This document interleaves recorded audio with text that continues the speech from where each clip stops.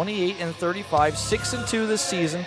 And versus Protoss, 5 of those 6 wins come from this. He just happens to, yeah, he's 5-2. He just happens to play so many times against Protoss. It's pretty funny. He's played one other game against another race, and it was a win.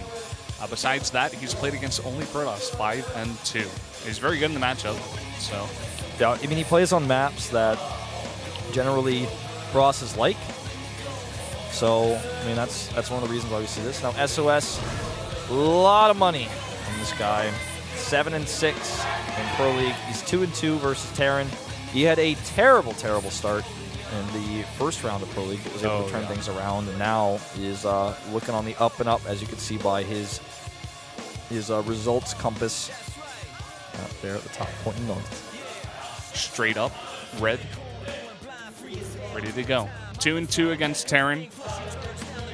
Not as many games as Bbyong here at Pro League, but of course, he's traveled to many other tournaments, played against many other Terrans, and he does have a lot of experience as well. Well, Brendan, it's time for Habitation Station. Bbyong with his eyes closed here. He is so ready to lift that CC. Let's find out if he does it. Let's see if SOS can tie up the score 1-1 here at the 2014 SPL Round 3 Day 8.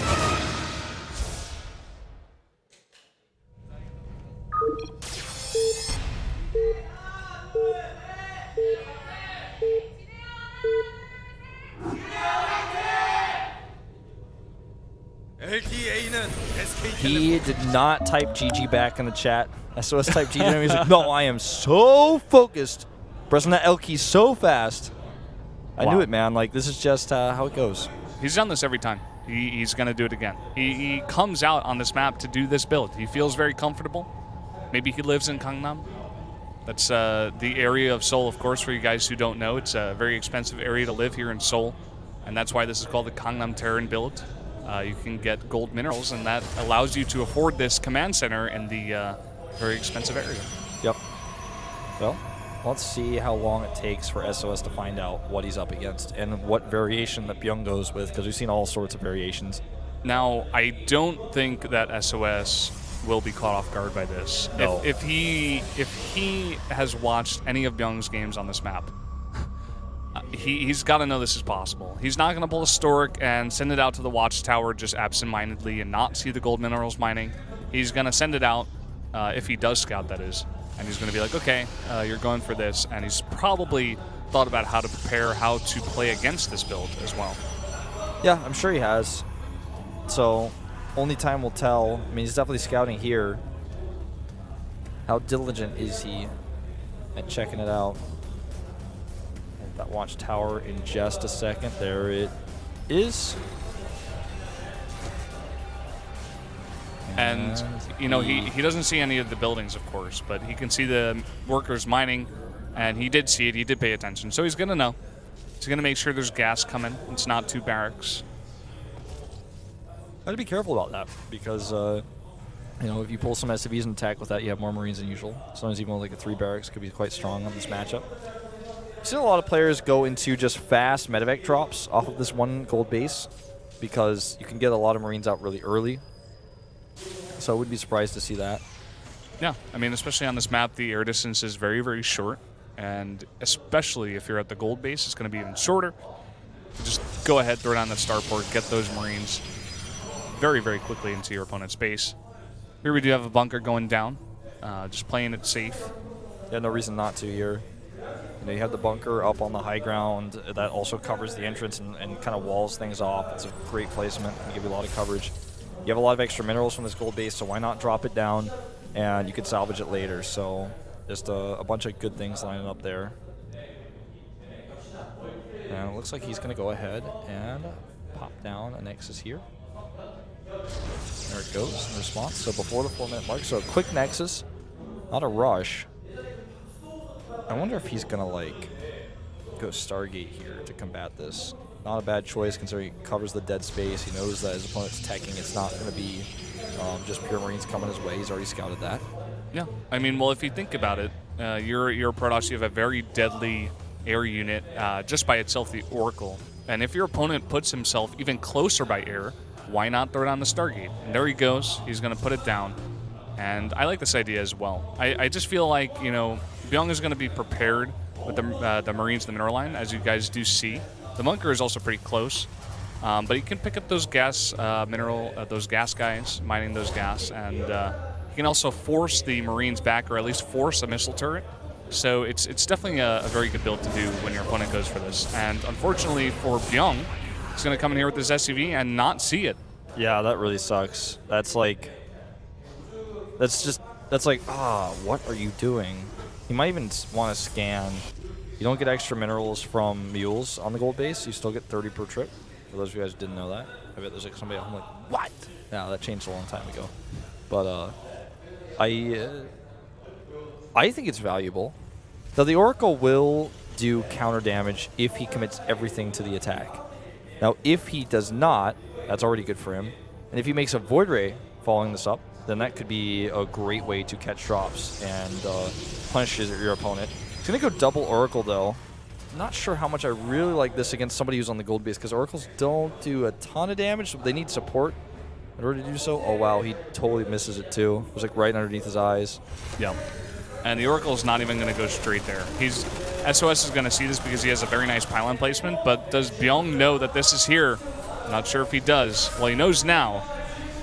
Yep, there's no turrets here whatsoever, no units at home, but a Widow Mine, I believe. Yeah, it was hidden somewhere in there. We've seen it before, maybe next to the gas, and now he's got to defend with this one Oracle that almost just went down, but thankfully it was saved, and the Mothership Core, as well as those Zealots, is going to push it back for now. He's going to drop again behind the minerals. Not going to do any damage. Second Stargate, Brendan? You know, even a Phoenix would be more useful here on the defense than the Oracle. I don't know what he was thinking. I suppose he thought he was just going to win the game with Oracles after he defended this. If it does enough damage, but that Widow Mine was sneaky. Totally hidden. It looks like it's behind the gas. Yeah.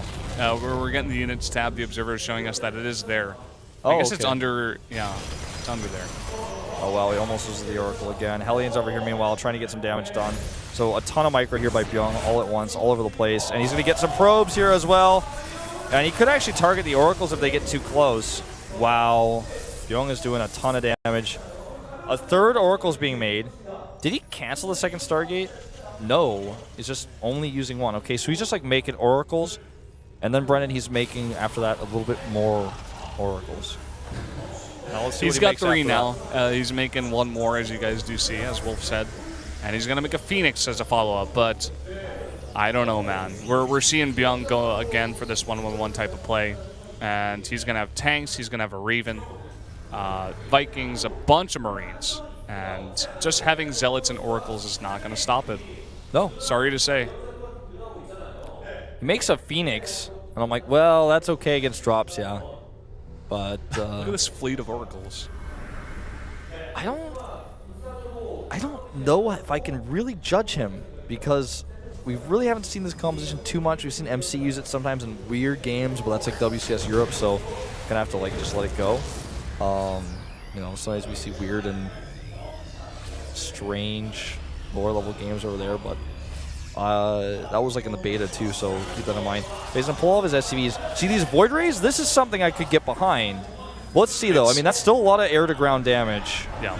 I just feel like it's too little too late. It's only going to be 2 Void Rays, and the army of Bbyong is coming across the map so fast. He's got all of his SCVs here. I don't know. We're looking at SOS's base, and SOS, look at his face. He's just like panicking. He's like, uh-oh. Yeah, well, there's just so many SCVs here. The Nexus cannon goes down, but I mean, how long is that Nexus even going to survive? Void Rays charging up here, and here come the Oracles.